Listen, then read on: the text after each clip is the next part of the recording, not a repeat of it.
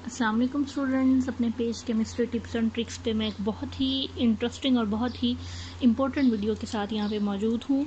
इसमें हम डिस्कस करेंगे स्ट्रक्चर ऑफ बेंजीन और ये बहुत इंपॉर्टेंट टॉपिक है एफएससी और बीएससी के स्टूडेंट्स के लिए। इस चीज़ को ना सिर्फ अंडरस्टैंड करना बल्कि इस चीज़ को अंडरस्टैंड करने के साथ साथ करेक्ट तरीके से और बड़े इम्प्रेसिव तरीके से जो है प्रेजेंट करना पेपर में, ताकि आप ज़्यादा से ज़्यादा मार्क्स अचीव कर सकें। तो स्ट्रक्चर ऑफ बेंजीन से पहले आपको एरोमेटिक कंपाउंड का थोड़ा सा इल्म होना चाहिए। तो हायर लेवल के लिए तो हम ये कहते हैं कि एरोमेटिक कंपाउंड जो हैं वो कंपाउंड होते हैं जो हक्कल रूल ओबे करें, कॉन्जुगेटेड सिस्टम रखते हों, प्लेनर हों, साइक्लिक हों और हर कार्बन sp2 हाइब्रिड हो। लेकिन एफएससी के लेवल पे हम ये टेक्निकलिटीज़ डिस्कस नहीं करते, बल्कि हम सिंपल सी एक डेफिनेशन बना लेते हैं कि बेंजीन और इसके सारे के सारे डेरिवेटिव्स जो हैं, यानी ऐसे कंपाउंड जो बेंजीन की सब्स्टिट्यूशन से या बेंजीन को फ्यूज़ करने से, रिंग्स के जोड़ने से बने।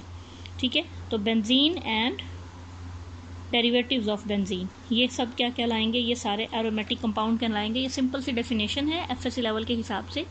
और एरोमेटिक इनको इसलिए कहा जाता है कि इनके अंदर इन सारे बेंजीन और इससे रिलेटेड कंपाउंड जितने भी हैं, इनकी करेक्टरिस्टिक स्मेल है। यहाँ आपको एक इंटरेस्टिंग बात बता दूँ कि हमारे पास वो कंपाउंड जो कि सिर्फ और सिर्फ हाइड्रोजन और कार्बन से बने हों, only hydrogen and carbon containing हो, तो वो हमेशा वो सब के सब जो हैं ऑर्डरलेस होते हैं। आप देख चुके हैं, अल्केन हो, अल्कीन हो या अल्काइन हो, इनकी कोई ख़ास खुशबू नहीं होती सिवाय इथाइन के। यहाँ मैं ये बात आपको क्लियर कर दूं कि जो इथाइन मेंबर है आपके पास, एसिटाइलिन भी इसको कहा जाता है, इसकी स्मेल होती है गार्लिक लाइक। अदरवाइज इसके अलावा और किसी भी हाइड्रोकार्बन की कोई स्मेल नहीं होती। लेकिन जो एरोमेटिक होते हैं ये भी तो सिर्फ हाइड्रोजन और कार्बन कंटेनिंग होते हैं, बट इनकी स्पेसिफिक स्मेल होती है। तो इनको एरोमेटिक का नाम ही इसी वजह से दिया गया था कि वो सारे कंपाउंड जो सिर्फ और सिर्फ कार्बन हाइड्रोजन से बने हों, तो उनमें से कुछ ऐसे होते हैं जिनकी स्मेल नहीं होती, जिनमें हम डाल देते हैं सारे अल्केन, अल्कीन, अल्काइन, और जो स्मेल वाले होते हैं करेक्टरिस्टिक सी स्मेल, तो वो फिर वो एरोमेटिक कहलाए जाते हैं। और बाद में हमने फिर डिफ़ाइन किया कि जो डेरिवेटिव हो बेंजीन के और बेंजीन से मिलते जुलते। तो सबसे पहले हमने बेंजीन के स्ट्रक्चर के हवाले से देखें कि जब ये मॉलिक्यूल का एम्पिरिकल और मोलेकुलर फार्मूला हमने फाइंड किया, ये अलग टेक्निक्स हैं, बहुत सारी एनालिसिस की टेक्निक हैं। आप कंबशन एनालिसिस करके एम्पिरिकल फार्मूला फाइंड कर लेते हैं।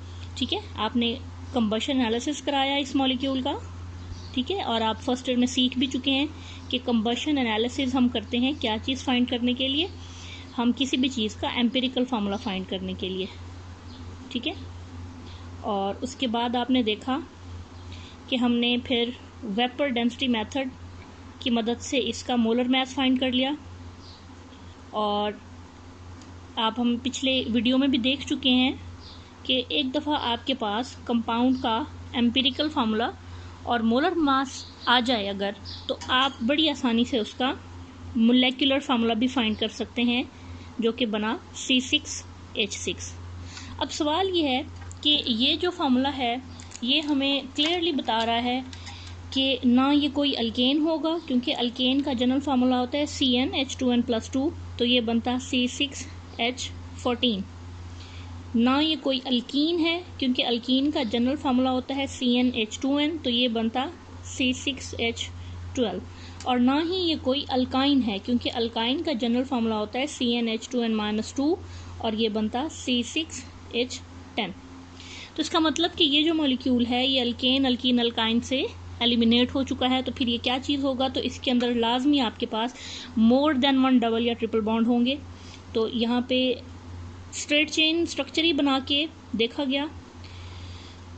तो यहाँ एक बात आपको बता दूँ कि शुरू में कोई साइक्लिक कंपाउंड ना डिस्कवर हुआ था और ना ही लोगों को आइडिया था।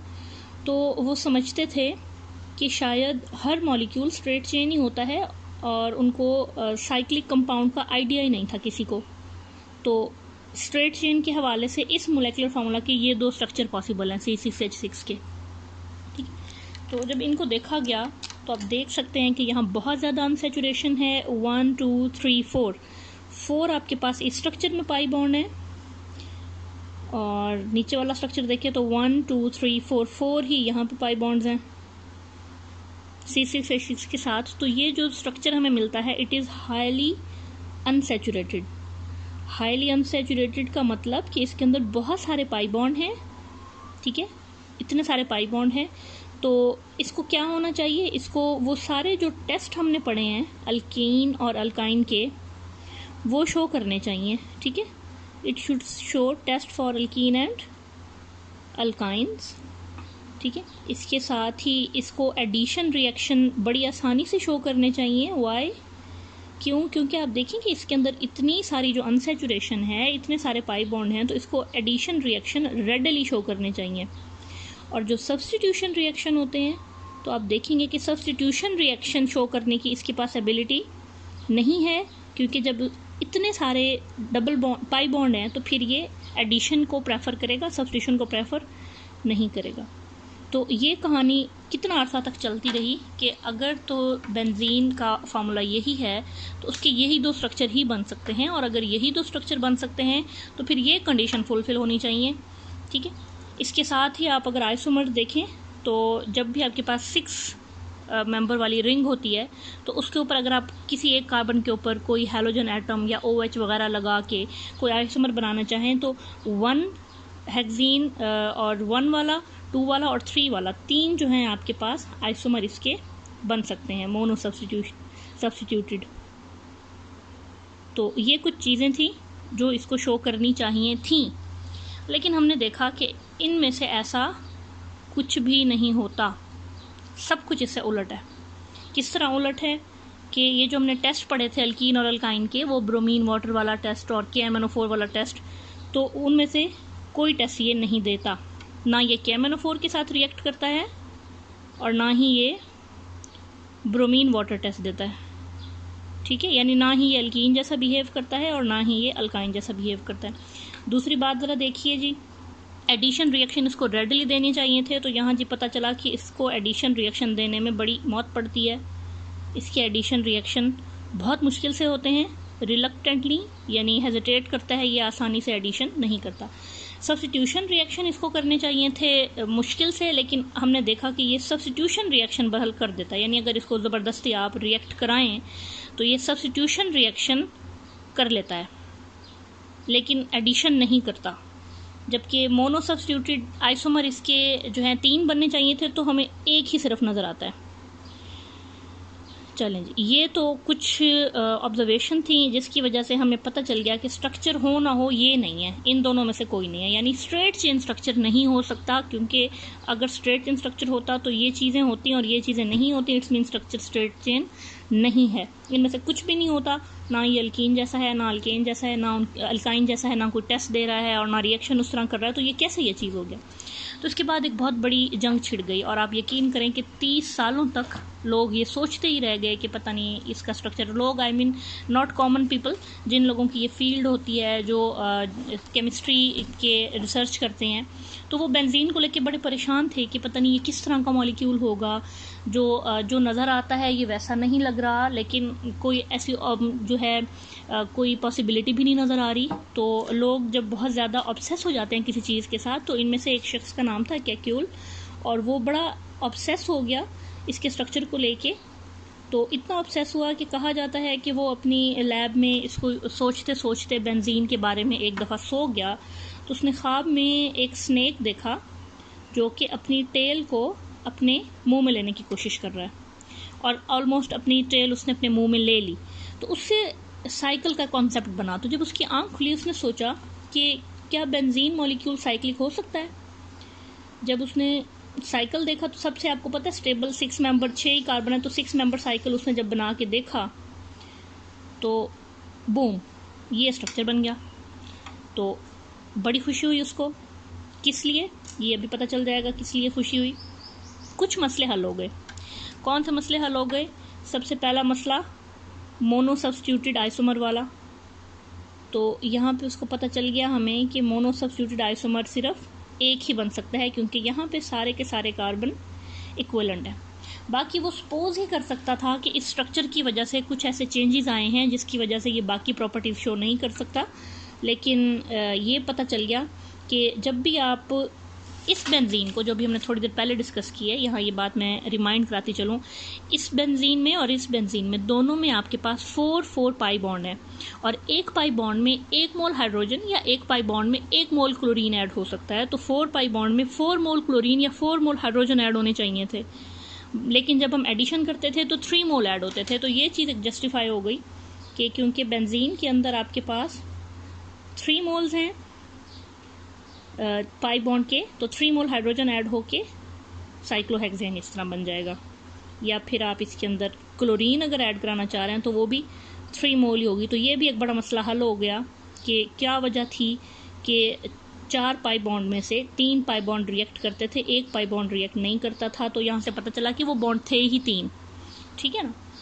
लेकिन कैक्यूल स्ट्रक्चर भी कोई इतना अच्छा स्ट्रक्चर नहीं है, क्योंकि अभी कुछ बातें इसने अभी तक एक्सप्लेन नहीं की, जिसमें से सबसे इम्पोर्टेंट जो बात थी वो हम अभी पढ़ने लगे हैं इसके डिफेक्ट्स में। तो जो सबसे इम्पोर्टेंट बात जो एक्सप्लेन यहाँ नहीं हुई वो ये थी कि प्रॉब्लम ये चल रहा है कि अगर इसके अंदर 4 की बजाय 3 पाई बॉन्ड हैं तो स्टिल पाई बॉन्ड तो है ना, ठीक है ना।